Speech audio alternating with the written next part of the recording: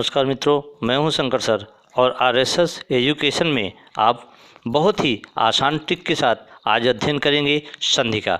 तो आइए अध्ययन प्रारंभ करते हैं। अध्ययन प्रारंभ करने से पहले आप हमारे चैनल को सब्सक्राइब और लाइक अवश्य कर दें, जिससे हमारी सभी वीडियो आपको आसानी से प्राप्त हो सके। तो आइए दोस्तों स्टार्ट करते हैं। सर्वप्रथम प्रारंभ करते हैं स्वर संधि को। देखिए, स्वर संधि के 5 भेद होते हैं। तो स्वर संधि का जो पहला भेद है वो पहला भेद है आपका दीर्घ संधि। दीर्घ संधि आपको ट्रिक ध्यान रखना है कि दीर्घ संधि में क्या होता है, बड़ी की मात्रा, जहाँ बड़ी की मात्रा है जैसे आ, बड़ी, बड़ा ओ, अगर ये कहीं आपको उदाहरणों के बीच में आते हैं तो आप समझ जाइए कि हमारा दीर्घ संधि है। उदाहरण में जैसे महात्मा, जैसे गिरीश, जैसे भानुदय। महात्मा में देखेंगे तो आ की मात्रा आ रही है, गिरीश में देखेंगे बड़ी की मात्रा आ रही है और भानुदय में देखेंगे तो बड़ा ओ की मात्रा आ रही है। तो इस प्रकार आप इसे आसानी से पहचान सकते हैं कि आ की मात्रा, बड़ी की मात्रा, बड़ा ओ की मात्रा अगर कहीं बीच में आपको दिखे उदाहरण में तो आप समझ जाइए कि दीर्घ संधि है। अब बात करते हैं दूसरे संधि की। दूसरी संधि है आपकी गुण संधि। देखिए, गुण संधि में मैं आपको केवल परिभाषा छोड़ के बाकी केवल इसकी ट्रिक बता रहा हूँ। तो गुण संधि क्या है, जहाँ एक मात्रा होती है। अब ये देखिए, यहाँ एक मात्रा क्या है, जैसे ए है और ओ है, तो यहाँ ओ पर एक मात्रा आपको दिखता है, ठीक है, और यहाँ भी एक मात्रा दिख रहा है। तो इस प्रकार से जहाँ ए की मात्रा, ओ की मात्रा आपको दिखे जिन शब्दों के बीच में, तो आप समझ जाइए कि हमारा गुण संधि है। जैसे रमेश, यहाँ एक मात्रा आपको दिखाई पड़ रही है, ठीक है। जैसे दिनेश, तो दिनेश में एक मात्रा आपको दिखाई पड़ रही है।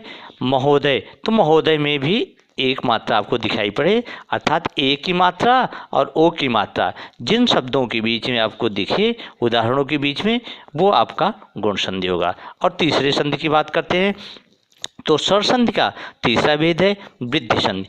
वृद्धि संधि जहाँ 2 मात्राएं होती हैं, जैसे ऐ की मात्रा और औ की मात्रा।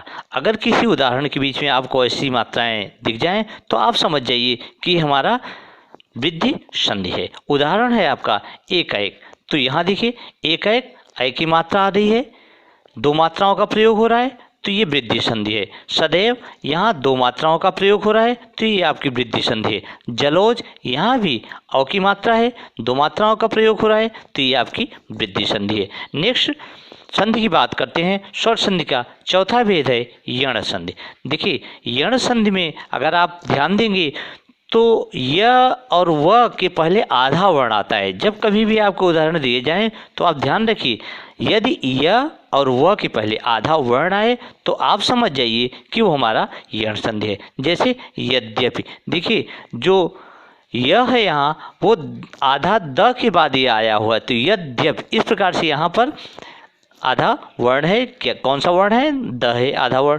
स्वागत, तो स्वागत में स आधा वर्ण है, तो आप इसको ट्रिक आप ध्यान रखिए कि जहाँ आधा य और जहाँ य और व के पहले आधा वर्ण अक्षर आता है तो वहाँ यण संधि होता है। नेक्स्ट अंतिम आपका स्वर संधि का भेद है अयादि संधि।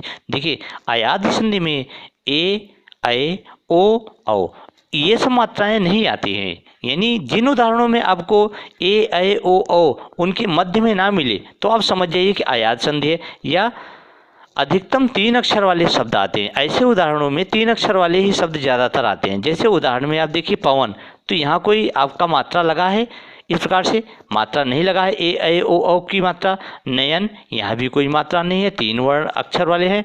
पावक, यहाँ आ की मात्रा है, तो देखिए आ की मात्रा, बड़ी ई की मात्रा, बड़े ऊ की मात्रा, ठीक है, छोटी, छोटा ऊ, तो इन मात्राओं की बात नहीं है। जहाँ ए, ऐ, ओ की मात्रा नहीं आती है तो वो हमारे अयादि संधि होते हैं, जैसे पावक, नायक। तो इस प्रकार से आसान से उदाहरणों के द्वारा आप स्वर संधि के सभी भेदों का अध्ययन कर सकते हैं। तो दोस्तों, आज की वीडियो में बस इतना ही। Thank you so much.